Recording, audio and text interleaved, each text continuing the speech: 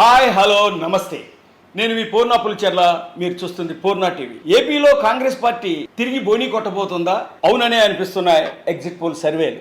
మళ్ళీ కాంగ్రెస్ పార్టీ సుదీర్ఘ ప్రయాణం 10 సంవత్సరాల తర్వాత తన ఉనికిని మొట్టమొదటిసారి ఈ ఎలక్షన్లో ప్రదర్శించబోయింది. అదే విచిత్రంగా షర్మిల తెలంగాణ రాష్ట్రం వదిలేసి ఆంధ్రప్రదేశ్ రాష్ట్రానికి రావటం, కాంగ్రెస్ పార్టీలో చేరటం, అదే కాంగ్రెస్ పార్టీ రాష్ట్ర ప్రెసిడెంట్ పదవిని చేపట్టడం, అవన్నీ చకచక జరిగిపోయినాయి. జరిగిపోయిన తర్వాత తను సుదీర్ఘంగా తన ప్రతి ప్రసంగంలోనూ కూడా తన అన్న జగన్మోహన్ రెడ్డిని వ్యతిరేకిస్తూ మధ్య మధ్యలో కాంగ్రెస్ పార్టీ గొప్పతనం చెప్పుకుంటూ ముందుకు సాగింది. తను కూడా కడప లోక్సభలో పోటీ చేసింది కాంగ్రెస్ పార్టీ తరఫున. అలాగే రాష్ట్రంలో అన్ని అసెంబ్లీ స్థానాలకు కూడా కాంగ్రెస్ పార్టీ అభ్యర్థులు నియమించింది. ప్రస్తుతానికి వాళ్ళందరికీ డిపాజిట్లు దక్కకపోయినప్పటికీ కూడా 2 సీట్లలో కాంగ్రెస్ పార్టీ తన ప్రతాపం చూపించబోతుంది. అందులో దక్షిణ కోస్తాలోని చీరాల నియోజకవర్గం, అలాగే రాయలసీమలోని ఒక నియోజకవర్గం. ఈ 2 నియోజకవర్గాల్లో కూడా కాంగ్రెస్ పార్టీ విజయం చేకూరుతుంది, కాంగ్రెస్ పార్టీ నెగ్గే అవకాశాలు ఉన్నాయని చెప్పి ఎగ్జిట్ పోల్ సర్వేలు రావడం అందరినీ ఒకేసారి ఆశ్చర్యపరిచింది. అలాగే కడప పార్లమెంటు కూడా కాంగ్రెస్ పార్టీ గెలుస్తుంది అని చెప్పి ఎగ్జిట్ పోల్ సర్వేలో వచ్చింది. ఇది ఒకంత రాజకీయ నాయకులు కూడా ఆశ్చర్యంగా అనిపించిన, కానీ ఇదే విషయాన్ని ఒక గొప్ప కాంగ్రెస్ వాది, కాంగ్రెస్ నాయకుడు, అనలిస్ట్ అయినటువంటి గోనె ప్రకాష్ రావు గారు 3 నెలల క్రితమే చెప్పారు. ఈసారి ఏపీ అసెంబ్లీలో కాంగ్రెస్ పార్టీ కూడా కూర్చుంటుంది అని. అలా 2 సీట్లతో కాంగ్రెస్ పార్టీ కూర్చునే అవకాశం ఉంది. అలాగే రాష్ట్రం తరఫున పార్లమెంట్కి కడప నుంచి షర్మిల ఎన్నికయ్యే అవకాశం కూడా ఉంది. నిజమే, 2 అసెంబ్లీ స్థానాలు, 1 పార్లమెంటు స్థానంతో కాంగ్రెస్ పార్టీ ఈ రాష్ట్రంలో తిరిగి బోని కొడితే నెక్స్ట్ రిజల్ట్స్ కాడి నుంచి రాష్ట్రంలోనే వైఎస్ఆర్సీపీ పార్టీలో అనూహ్యమైన మార్పులు వస్తాయి. అందులో ఏదైనా అనుమానం లేదు.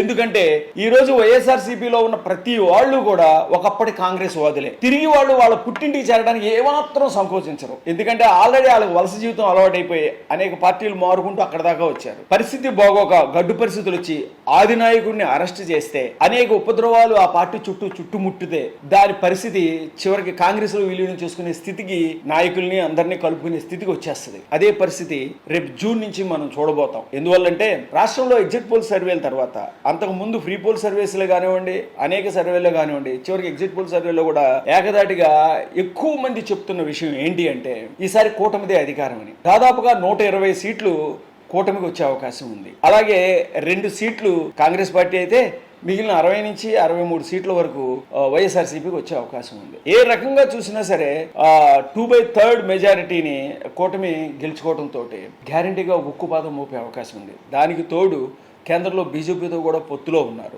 వైఎస్ఆర్సీపీలో నెగ్గిన ఒక 5 ఎంపీలు, కూటమిలో 19 మంది ఎంపీలు, కాంగ్రెస్ పార్టీ తరఫున షర్మిలతో కలిపి 25 మంది ఎంపీలు ఉన్నప్పటికీ ఒక్క ఎంపీ సీట్ తప్ప మిగిలిన 24 ఎంపీ సీట్లు కూడా కేంద్రంలో ఎన్డీఏకే సపోర్ట్ ఇస్తాయి. అందులో ఎటువంటి సందేహము లేదు. ఒకవేళ జగన్మోహన్ రెడ్డి గారిని అడగకపోయినా, తనకు వచ్చిన 4 సీట్లైనా 5 సీట్లైనా అవి కూడా కూటమికే సపోర్ట్ చేయడానికి సిద్ధంగా ఉంటారు. అడగకపోయినా ఓటేశారు, గతంలో మనకు తెలుసు. ఏ విధంగానూ కూడా బీజేపీ నాకు ఓట్ చేయమని కానీ, సపోర్ట్ చేయమని కానీ ఇప్పుడు అడగకపోయినా వీళ్ళకున్న అనేక ఇబ్బందులను కవర్ చేసుకోవడం కోసం, మేము మీకు మిత్రులమే అని చెప్పడం కోసం పదే రాష్ట్రపతి విషయంలో కూడా యాంటీగా ప్రయత్నం చేయాల్సిన పరిస్థితుల్లో కూడా వాళ్ళు ప్రత్యర్థులకు ఓటేయకుండా, కాంగ్రెస్ పార్టీ కూటమికి ఓటేయకుండా బీజేపీని సపోర్ట్ చేసుకుంటూ వచ్చారు. నిన్న కాక మొన్న నేషనల్ మీడియా ఇంటర్వ్యూలో కూడా మేము ఏ రోజు మాకు వైసీపీ మిత్రపక్షం కాదు, మేము మా కూటమిలో తెలుగుదేశం జనసేన ఉంది, వైసీపీ మాకు మేము పెట్టిన బిల్లులను బట్టి, అనుకూలాన్ని బట్టి అననుకూలాన్ని బట్టి అది ఓటేసుకుంటూ వస్తుంది అని ప్రైమ్ మినిస్టర్ ఒక నేషనల్ మీడియా ఇంటర్వ్యూలో చెప్పారు. వాస్తవానికి ఏ రోజు వ్యతిరేకంగా ఓటేలా,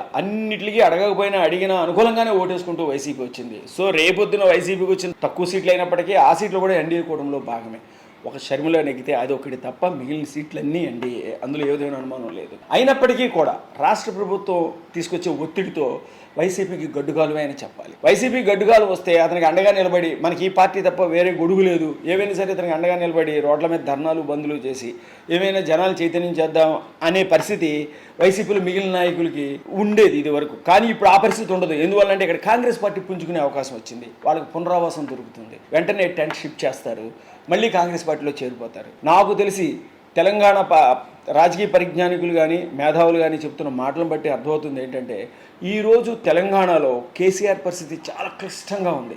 సొంత కూతుర్ని బయటికి తీసుకురాలేని నిస్సహాయ స్థితిలో ఆయన పార్లమెంట్ ఎలక్షన్కి వెళ్ళారు. గట్టిగా కేంద్ర ప్రభుత్వాన్ని నిందించి నిర్బంధించి మాట్లాడదామంటే ఆయన ప్రసంగాల్లో పదును తగ్గిపోయింది. అలాగే పోటీ చేద్దామంటే సిట్టింగ్ ఎంపీలు కూడా పారిపోయిన పరిస్థితి.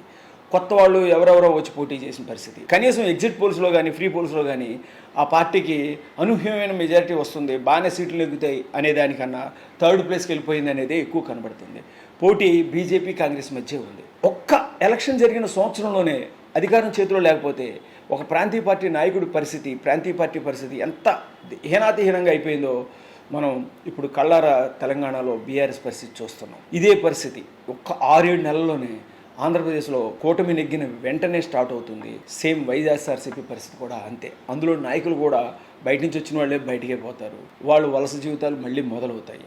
అందరూ కూడా నచ్చితే వీలు కుదిరితే కూటమి వైపు వస్తారు, లేకపోతే వాళ్ళ పుట్టిల్లు లాంటి కాంగ్రెస్ పార్టీ ఎలాగో ఉండనే ఉంది కాబట్టి మళ్ళీ షర్మిల నాయకత్వంలోని కాంగ్రెస్ పార్టీలోకే చేరిపోతారు. డెఫినెట్గా ఇది రాబోయే కాలంలో మనం ఈ కొత్త రాజకీయాన్ని మళ్ళీ 2029లో పోటీ చేసేటప్పుడు విచిత్రమైన పార్టీలను మనం డెఫినెట్గా ఏపీ రాజకీయ ఎలక్షన్లో చూస్తూ ఉంటాం. ఇది ఎందులోనూ అనుమానం లేదు. ఇది రాజకీయ విశ్లేషకులు, అపరిమితమైన మేధావి గోనె సూర్యప్రకాష్ లాంటి వ్యక్తి మాట్లాడిన మాటలు. సో రాజకీయం అన్నాక కప్పలు తక్కెడి మార్చినట్టు అటు ఇటు నాయకులు మారుస్తూనే ఉంటారు, వీటిని ప్రజలు గమనిస్తూనే ఉంటారు. చివరికి విసిగిపోతే ఈసారి ఎలా అయితే పోలింగ్ జరిగిందో +80% మీద, అలాగే రాష్ట్రంలో ప్రజలు తమ అమూల్యమైన తీర్పుని అతి గట్టిగా ఇవ్వడానికి సిద్ధంగా ఉన్నారు. ఇది రాజకీయ నాయకులకి, రాజకీయ పార్టీలకి ఓ పెద్ద గుణపాఠం. సేవే పరమావధిగా నిలబడకపోతే మనల్ని తప్పనిసరిగా పక్కకు పంపించేస్తారంటానికి ఇదే అతిపెద్ద నిదర్శనం. కాబట్టి తస్మాత్ రాజకీయ నాయకులారా, కాంగ్రెస్ పార్టీ ఏపీలో మళ్ళీ దూసుకురాబోతుంది, జాగ్రత్తగా ఉండండి. జై హింద్.